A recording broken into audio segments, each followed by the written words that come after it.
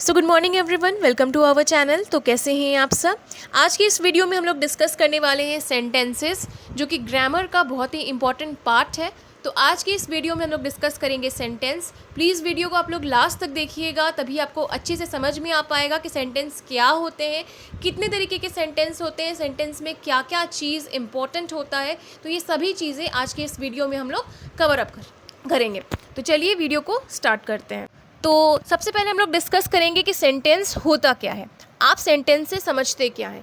कभी भी हम कोई सा भी जो वर्ड्स है उसको हम लोग इनअप्रोप्रिएट तरीके से, यानी कि गलत ढंग से बोलेंगे तो क्या हम लोगों को समझ में आएगा। जैसे कि अगर हम बोलते हैं नाच राधा रही है, तो क्या ये प्रॉपर नाउन है, प्रॉपर सेंटेंस है? नहीं है।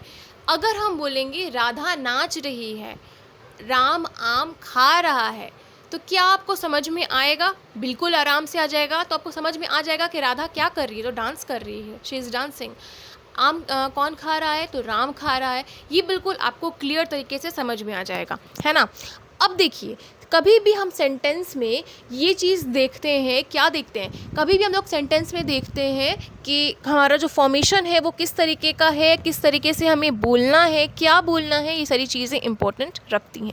अब हम यहाँ पे डिस्कस कर लेंगे कि सेंटेंस कितने प्रकार के होते हैं, कितने टाइप्स के होते हैं। सो फर्स्ट सेंटेंस जो है हमारा सब्जेक्ट होता है and the other one is predicate.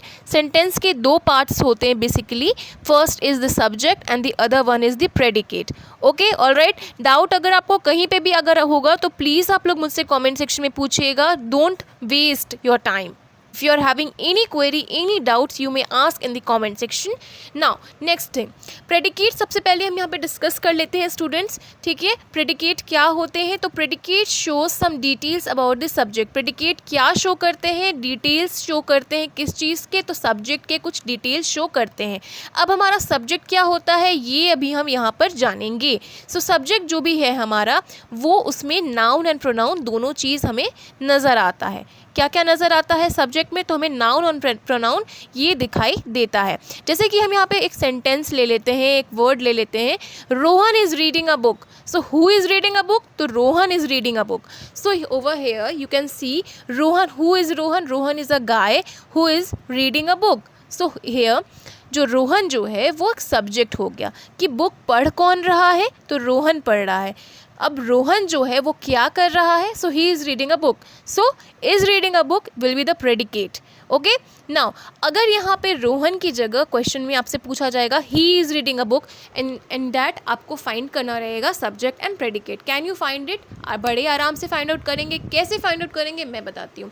देखो, कभी भी आप जो भी कोई सेंटेंस की शुरुआत करते हो, स्टार्ट करते हो, सो यहाँ पे आप फोकस करना, जब भी कोई नाम रहेगा, ही रहेगा, शी रहेगा, तो that will be the subject of yours. Okay, now जो लास्ट का पार्ट आपका बचता है, या फिर मिड पार्ट से लेकर के लास्ट पार्ट बचता है, that will be the predicate. Okay, सबको समझ में आ गया? वैसे ही यहाँ पे एक और चीज़ दिया हुआ है, कैट वॉज ड्रिंकिंग मिल्क। तो कैट क्या कर रही है? तो कैट वॉज ड्रिंकिंग मिल्क। तो कैट क्या हो गई? सब्जेक्ट हो गई। वॉज ड्रिंकिंग मिल्क क्या हो गया? प्रेडिकेट हो गया। क्लियर है आप सभी लोगों को? ठीक, अभी हम यहाँ पे बात करेंगे सेंटेंस के 3 प्रकार होते हैं। अभी मैंने आप लोगों को क्या बताया? सेंटेंस के 2 प्रकार होते हैं, 2 टाइप्स होते हैं। कौन कौन से होते हैं? तो subject and predicate.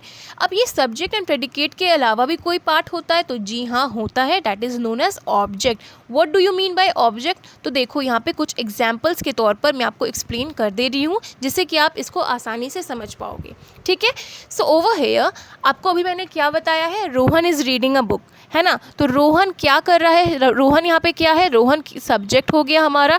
Is reading a book क्या हो गया? प्रेडिकेट हो गया। अब इसमें बुक क्या हो गया? तो ये ऑब्जेक्ट हो गया। तो देखो, रोहन क्या है? सब्जेक्ट है। बुक कौन पढ़ रहा है? तो रोहन पढ़ रहा है, तो रोहन सब्जेक्ट हो गया। रोहन क्या कर रहा है? तो एक बुक पढ़ रहा है, वो प्रेडिकेट हो गया। रोहन क्या पढ़ रहा है? तो बुक पढ़ रहा है, तो ये ऑब्जेक्ट हो जाएगा, ठीक है।